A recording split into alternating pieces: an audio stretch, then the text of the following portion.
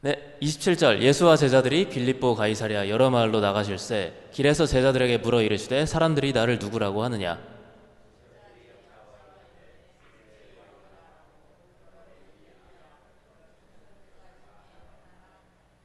또 물으시되 너희는 나를 누구라 하느냐. 베드로가 대답하여 이르되 주는 그리스도시니이다 하매.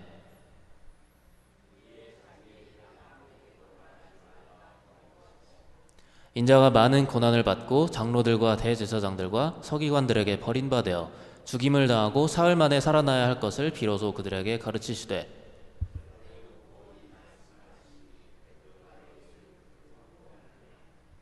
예수께서 돌이키사 제자들을 보시며 베드로를 꾸짖어 이르시되 사탄아 내 뒤로 물러가라. 내가 하나님의 일을 생각하지 아니하고 도리어 사람의 일을 생각하는도다 하시고.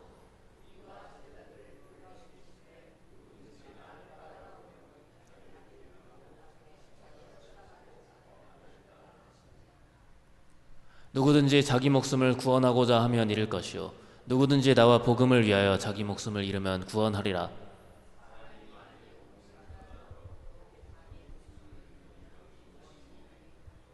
사람이 무엇을 주고 자기 목숨과 바꾸겠느냐. 같이 읽습니다.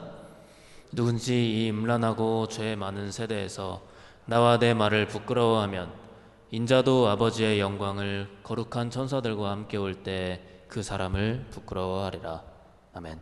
우리 말씀 위하여서 잠깐 기도하겠습니다. 하나님 감사합니다. 오늘 아침 우리를 이 예배 장소에 모아주시고 또 말씀을 듣게 해주시니 감사합니다. 전하는 자나 듣는 자나 말씀에 찔리게 하시고 또한 지금 이 시간 우리에게 말씀하신 하나님의 음성 잘 듣게 하여 주시옵소서. 이번엔 말씀 예수님의 이름으로 기도드립니다. 아멘. 네, 오늘 이제 예배에 오신 여러분들 다시 한번 환영하고요. 이제 서로 잠깐 환영하는 시간 가졌으면 좋겠는데요. 좀 양옆에 돌아보시면서 잘 오셨습니다. 인사했으면 좋겠습니다.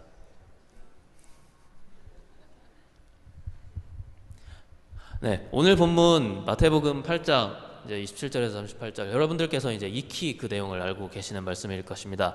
마가복음이 아니라 이제 마태복음이긴 한데요. 이제 이 구절도 들어보셨을 거예요. 주는 그리스도시요 살아계신 하나님의 아들이시니다. 베드로의 신앙 고백이죠. 이건 역시도 익숙하실 것이라고 이제 생각을 하는데요.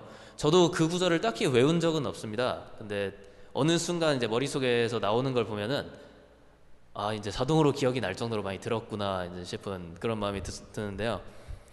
오늘의 이 상황, 오늘 말씀의 이 상황은 베드로가 살면서 제일 당황했을 기억을 아마 뽑아보라면 3위 안에는 들 수 있지 않을까. 아니면 예수님을 3번 부인하고서 이제 눈이 딱 마주쳤을 때 그게 1위라고 한다면 이게 아마 2위가 아닐까 싶은데요. 예수님께서 자신을 누구라고 생각하는지 이제 물어보시고 지금까지 옆에서 예수님을 지켜보면서 베드로 나름대로 느끼고 깨달은 바를 이제 대답을 했습니다. 칭찬을 해주신 것까지는 좋은데 좋은 대답을 한 것까지는 좋습니다. 근데 이제 상황이 예수님이 그리스도이신 걸 이제 알리고 사람들한테 동네방네 소문을 내고 같이 하나님의 새로운 나라를 세울 사람들을 모아와도 이제 모자랄 상황에서 예수님께서는 비밀로 지키라고 얘기를 하시는 거죠. 입단속을 좀 시키시는 건데, 그리고 이제 이상한 얘기를 꺼내시는데 박해를 받고 돌아가셔야 한다. 말도 안 되는 얘기죠.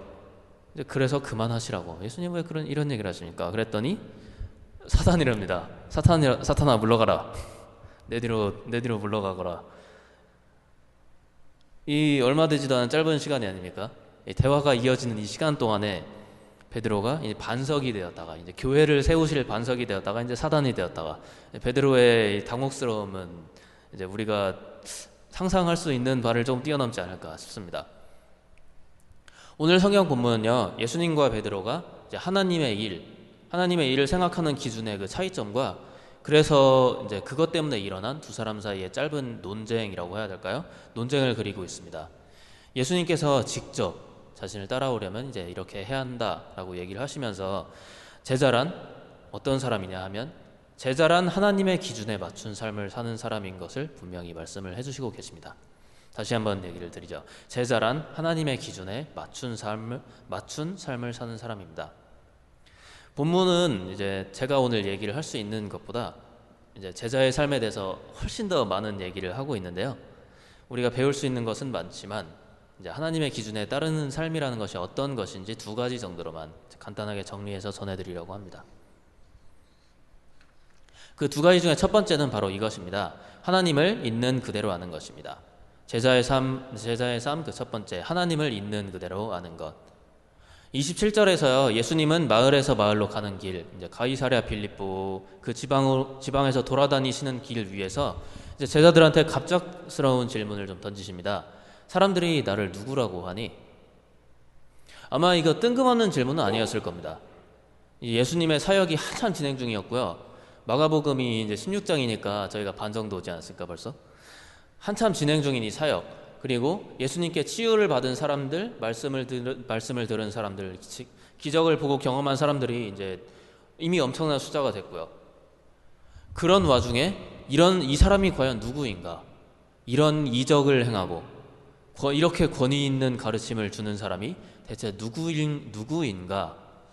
하고 따라다니는 사람들 사이에 이런저런 이제 수근수근 얘기가 나오고 있었을 겁니다.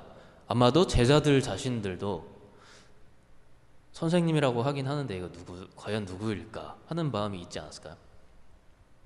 그래서 예수님이 이렇게 물어보시는데 사람들은 날 누구라고 말을 하느냐? 이제 제자들이 여러 가지로 대답을 합니다.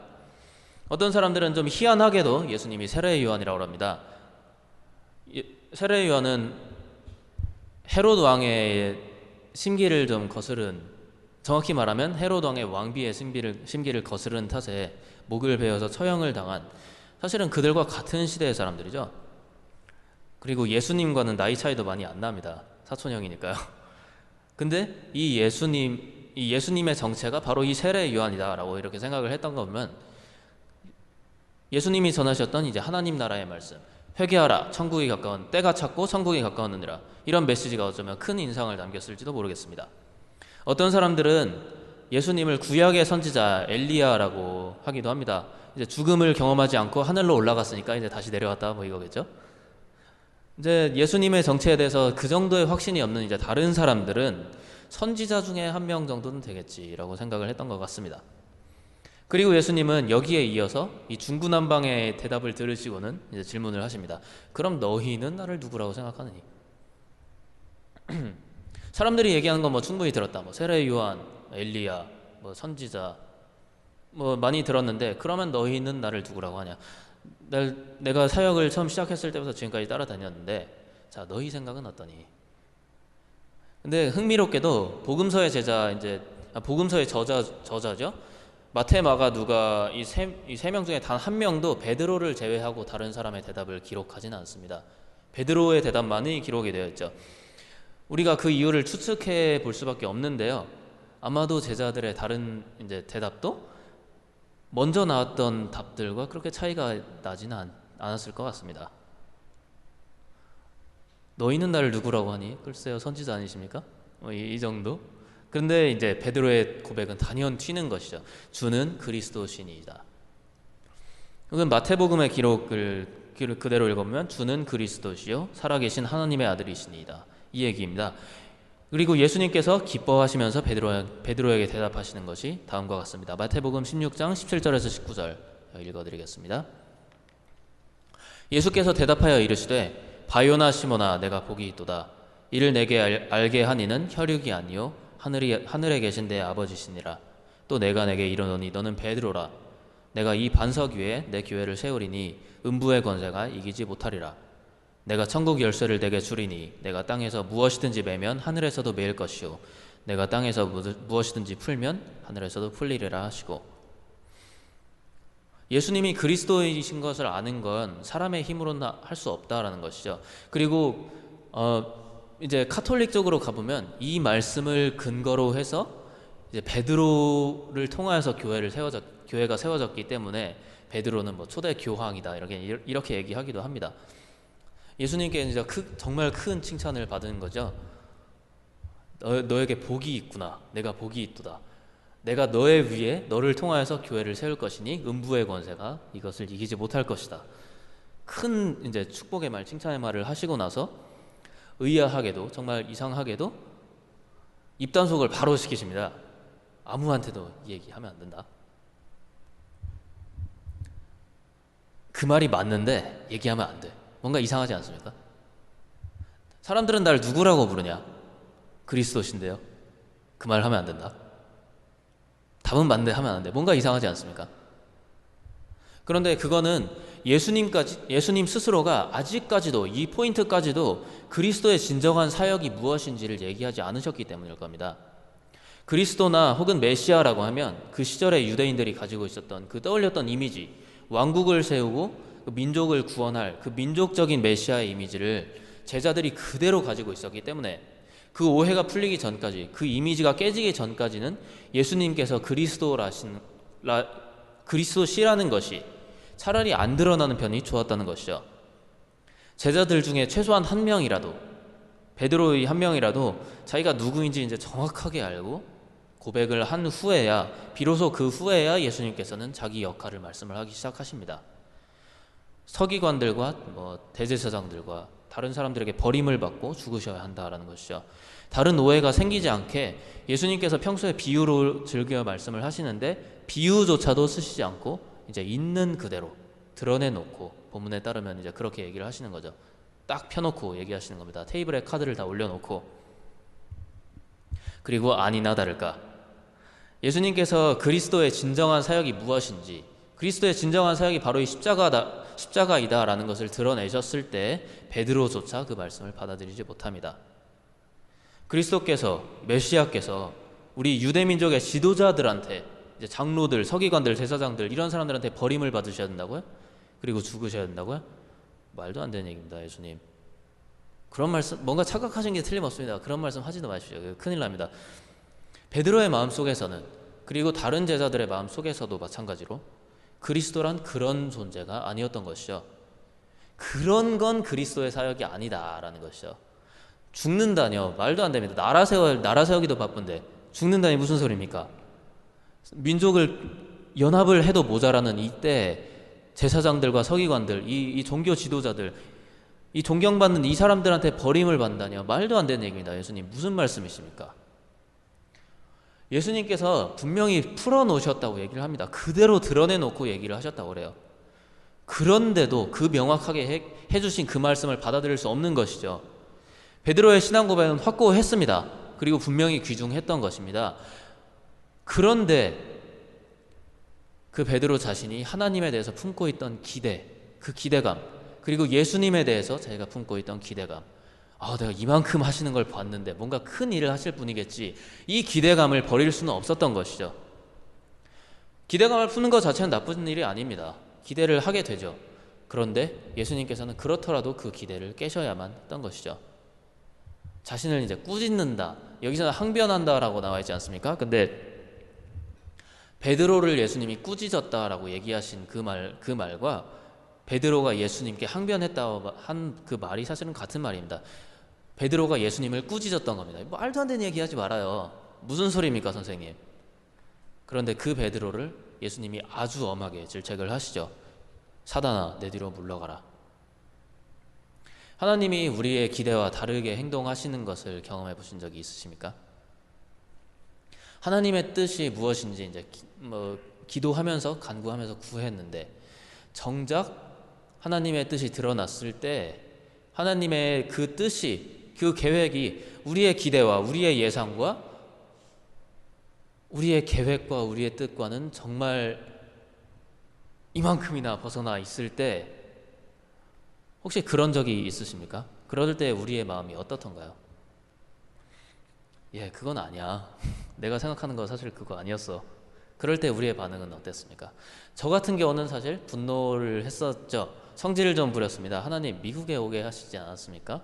오라고 하셔서 여기 이제 불러주셨는데, 이 낯선 사람들과 매일 부대끼고 살아야 되는, 이제 낯선 말을 써야 하는, 내 생각을 제대로 표현하기도 힘든 이 낯선 땅으로 오라고 하셔놓고 말입니다. 하나님, 그 긴 시간 동안 이 신분 하나 해결 안 해주시고, 하나님께서 못하시는 일 없다면서, 대학교 졸업하고 그냥 취업해서 그냥 안정적으로 살면 됐었는데, 내가 뭐 다른 거 많이 기도한 것도 아니고 딴 거 별로 바라는 일도 없었는데 하나님 그것조차 이루어 주시지 않고 날 다른 길로, 이 사역의 길로, 이 거친 길로 보내시지 않았습니까? 좁은 길로 가라면서 하나님이 공급해 주신다고 내가 믿었는데 하나님이 다 책임져 주신다고 믿고 난 진짜 그런 줄 알았는데 하나님 지금 나 이 상황을 어떻게 받아들여야 됩니까?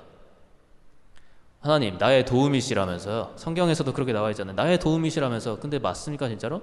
그 말씀 진짜 맞나요? 나의 도움이시고 나의 능력이신데 하나님 이런 상황 정도는 좀 해결을 해주셔야 되는 거 아닙니까?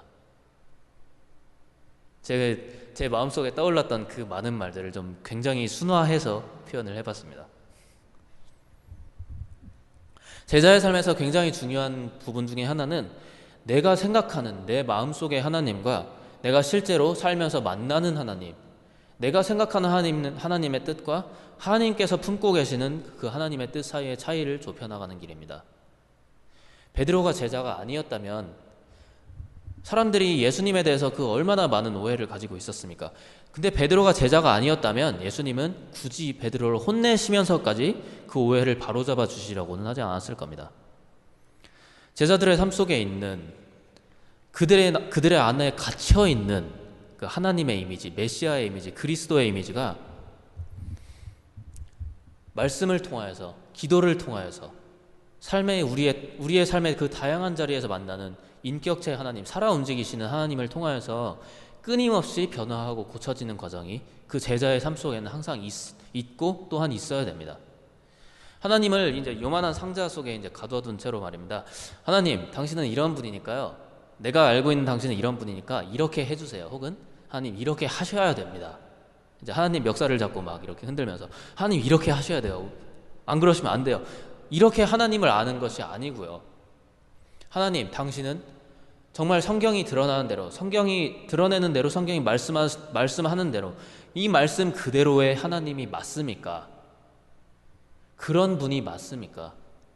그런 질문을 끊임없이 반복을 하면서 이제 조금이라도 더 하나님을 가까이 알아가는 것이 제자의 삶이라는 것이죠. 조금이라도 하나님을 그대로 알아가는 것이 제자의 삶이라는 이야기입니다. 하나님이 누구인지 어떤 분이신지 우리가 그대로 이제 우리의 죄에 물든 우리의 마음과 우리의 지식과 우리의 지성과 우리의 영으로 다 알 수는 없다 하더라도 조금이라도 더 가까이 가는 것이, 조금이라도 하나님을 있는 그대로 더 아는 것이 제자의 삶이라는 이야기입니다. 비록 베드로가 그랬던 것처럼 그것이 받아들이기 힘들지라도 말입니다. 이 과정, 있는 그대로의 하나님, 말씀하시는 그대로의 하나님을 아는 과정이, 알아가는 과정이 우리 모두의 삶 속에서 분명하게 드러날 수 있기를 바랍니다. 이것이 평탄하고 또 걷기 쉬운 길은 아닙니다. 굉장히 단언해서 말씀드릴 수 있습니다. 그리고 여러분들께서도 이미 알고 계실 거라고 생각하고요. 하지만 그렇더라도 말씀 속에 드러나 있는 그대로의 하나님 그대로의 하나님을 우리가 받아들이고 하나님을 아는 지식이 날로 팽창해가는, 늘어나는, 확장되어가는 우리 모두의 제자의 길이 될 수 있기를 기원합니다. 하나님의 기준에 맞추어가는 제자의 삶 두 번째는 십자가를 지고 자신을 부인하는 것입니다. 33절 같이 보죠. 예수께서 돌이키사 제자들을 보시며 베드로를 꾸짖어 이르시되 사탄아 내 뒤로 물러가라. 내가 하나님의 일을 생각하지 아니하고 도리어 사람의 일을 생각하는도다 하시고, 베드로가 예수님을 이제 꾸짖고 다그쳤던 거는요, 버림을 받고 고난 끝에 죽는 것이 그리스도의 일이라고 생각하지 않았기 때문이다, 이렇게 말씀을 드렸습니다. 그런데 예수님께서는 바로 그것, 설마 그리스도의 일이 아니겠지 한 바로 그것이 그리스도 메시아의 길이라고 얘기를 하시고요, 동시에 바로 그것이 사람의 일과는 다른 하나님의 일이라고 말씀하십니다. 사람의 일은 다른 사람 위에 군림하는 것이고요, 다른 사람보다 높아지는 것입니다. 유대 지역, 이 팔레스타인 지역, 거기에 나라를 하나 세워가지고요, 그 나라의 왕이 돼서 다스리는 거고요, 자기 목숨을 구원하려고 하는 것이고요, 35절, 36절 이제 참조하시면 자기 목숨을 구원하려고 하는 것이고요, 천하를 얻는 길이죠. 하지만 안타깝게도 목숨은 잃는 일입니다. 천하보다 목숨이 더 귀중한데 말입니다. 하나님의 일은 그 반대입니다. 섬기는 것이고요, 낮아지는 것이고요, 자기 목숨을 버리는 것이고요, 잃는 것이고요, 그 반대로 천하보다도 더 귀중한 목숨을 얻는 길입니다. 바로 십자가의 길입니다. 베드로를 이제 위시한 다른 제자들이 생각했던 제자의 길, 그들의 제자도와 예수님께서 보고 계셨던 제자도는 분명히 다른 것이었습니다. 제자들은 이 혼란스러운 이 시대 안에서 자기 목숨 하나 구원하려고 하고 목숨 좀 건져보고 목숨을 이왕 목숨 건지는 거 좀 잘 좀 살아보려고 하고 천하를 얻어보려고 했던, 왕이 되실 예수님 밑에서 한 자리씩 차지하려고 했던 그런 사람들입니다. 그래요. 이 모든 세상을 다 내 발 밑에 무릎 꿇릴 수 없다면 최소한 나라 하나 정도는. 하지만 예수님께서는 사람들을 죄에서 구원하시기 위하여서, 그게 예수님의 이름의 뜻이 아닙니까? 자기 백성을 그의 죄에서 구원할 자, 사람들을 죄에서 구원하시기 위하여서 목숨을 버리셨고요. 유대인들 뿐만이 아니고 예수님이 계셨던 시대, 그리고 예수님 이후에 따라오는 그 모든 시대의 사람들이 하나님의 나라 안으로 들어와서 목숨을 얻을 수 있게 하셨습니다. 진정으로 모든 의미에서 천하를 얻으신 것이죠. 십자가를 지라는 말씀이 제자들에겐 그야말로 정말 뜬금포, 진짜 구름 잡는 얘기가 아니었겠습니까? 구름 잡는 얘기뿐이었겠습니까? 십자가라면 이 시대의 정치범들, 반란 일으키는 사람들, 그리고 최악의 죄인들이 마지막 자기 가는 길에 지고 가가지고 거기에 결국 못을 박히는 형틀이 아닙니까? 그걸 지고 가라뇨. 우리는 예수님께서 어떤 일을 하셨는지 알고 있어서 십자가를 지고 가라 하면 그렇구나, 그게 제자의 길이구나 라고 받아들일 수 있겠죠. 근데 제자들한테는 십자가라는 게 대체 여기서 왜 등장하는지 아리송한 정도가 아니라 황당할 정도의 그런 이야기, 그런 말씀이었을 것입니다. 왜 십자가 같은 게 하나님의 일입니까? 하고요. 베드로한테는 네가 사람의 일을 생각하고 하나님의 일을 생각하지 않는다, 이렇게 얘기하셔놓고 그 다음에 바로 나오는 얘가 십자가라니, 하나님, 십자가 거기서 사형을 당하는 게 하나님의 일이란 말씀이십니까? 예수님께서 부활하시고 승천하신 다음에, 성령님께서 오신 다음에야, 그 후에야 그들은 비로소 그 십자가를 이해할 수 있었겠죠. 자기의 목숨을 스스로 구원하고 스스로 지키는 것이 아니고 예수님과 예수님의 복음을 위하여서 자기 목숨을 내놓는 그 십자가의 길을 그때야 이해했을 것입니다. 천하를 얻어도 목숨을 잃어버리면 다 소용이 없는 것인데, 예수님을 위해서 목숨을 버리면 그 목숨을 구원하는, 그 천하보다도 귀한 그 목숨을 예수님을 위해서 잃는 것이 도리어 가장 소중한 것을 얻는 그 십자가의 역설을 말입니다. 예수님께서 목숨을 잃는다라고 이야기하실 때 그 잃다라는 말, 소위 잃어버린다라는 말은 남의 손에 의해서 수동적으로 잃어버린다 혹은 뺏긴다라는 말만을 의미하지 않습니다. 성경 여러 군데에서, 사실 성경에 굉장히 많이 등장하는 단어이기도 한데요, 성경 여러 군데에서 이 같은 단어는 죽인다 혹은 파괴한다라는 뜻으로 쓰였습니다. 잃어버린다라는 뜻으로 사용된 것도 분명히 있죠. 하지만 다른 사람에 의해서 목숨을 잃어버린 것뿐만이 아니고 예수님과 복음을 위하여서 스스로 내 목숨을 죽이는 것, 그 의미 역시 포함되어 있었던 것이죠. 남이 지워주는 십자가, 다른 사람이 이렇게 주는 십자가를 내가 지고 가는 것뿐만이 아니고요, 내가 십자가를 들어 올려서 내가 등에 지고 걸어가야 되는 때도 있다는 그런 말입니다. 죽는다라는 얘기, 십자가 진다는 얘기 많이 들어보셨을 거라고 생각합니다. 그런데 여기서 반전이 있습니다. 제자의 길에서는 죽는 것이 능사는 아닙니다. 하나님께서 우리를 부르실 때 딴 것들 다 버려놓고 이제 저 어딘가 격오지로 가서 순교하라라고 모든 사람들을 그렇게 다 부르시진 않았습니다. 내가 가진 것들을 예수님을 위하여서, 예수님의 복음을 위하여서 다 포기하고 다 버리는 일 분명히 귀합니다. 하지만 정작 하나님께서 모든 사람들이 모든 것을 다 포기하라고 부르시진 않지 않았습니까? 아까 말씀드렸던 제자의 삶, 그 첫 번째와 좀 이어질 것 같습니다. 하나님의 말씀을 통하여서, 우리의 삶에서 우리가 마주치는 하나님의 뜻을 통하여서 그렇게 버리지 않으면, 그렇게 십자가를 지지 않으면 우리의 목숨을 예수님을 위하여서 잃는다는 그 일조차도 결국엔 우리가 하는 일이 되어버린다는 거죠. 어떤 목사님께서 이런 얘기를 하신 적이 있습니다. 이제 버리는 것에 대해서, 포기한다는 것에 대해서 말씀을 하시던 중에 나온 얘기인데요, 저는 개인적으로 굉장히 큰 도전을 받았었어요. 한번 들어보시기 바랍니다. 이런 얘기였습니다. 여러분은 이제 청년 수련회였습니다. 이제 막 마음이 뜨거워져서 막 예, 하나님, 내가 하나님을 위해서 다 버릴 수 있습니다. 포기할 수 있습니다. 다 내려놓을게요 라고 얘기하는 사람들을 향하여서 하신 말씀이에요. 여러분은 하나님을 위해서 버린다, 하나님을 위해서 포기한다 라고 얘기하는데 착각하지 마세요. 우리 중에서 정말 하나님을 위해서 포기한다 라고 얘기할 만큼 많이 갖고 있는 사람도 없고요, 하나님을 하나님한테 너 정말 그만큼 버렸구나 라고 하나님께서 그렇게 얘기하실 수 있을 만큼 많이 갖고 있는 사람 우리 중에 아무도 없습니다. 아마 앞으로도 아무도 없을 겁니다. 그리고 하나님께서 너 그만큼이나 내려놨구나 라고 이야기하실 만큼 그 정도로 가치 있는 걸 가진 사람도 없습니다. 여러분들께서는 흔히 이제 막 의사직을 버리고 뭐 오지로 가서 선교한다 이러면은 내려놨다 라고 얘기를 하는데, 돈 잘 버는 직장을 내려놓을 때 내려놓는다라고 여러분들은 그러는데, 하나님께서 돈이 부족하셔가지고 여러분들이 연봉 20만 불 포기하면은 많이 포기했구나 라고 하시는 거, 그렇게 얘기하신다는 거죠. 여러분들에게는 그것만이 내려놓는 길이냐라는 것이죠. 조금 돈 덜 버는 직장을 위해서 돈 조금 덜 받는 직장을 하나님을 위해서 포기할 때, 그만둘 때의 가치가 떨어지냐라는 것이죠. 목사님이 또 이런 얘기를 하셨습니다. 여러분 괜히 하나님 위해서 희생한다는 생각으로 머리 꽉 채우고 살지 마십시오.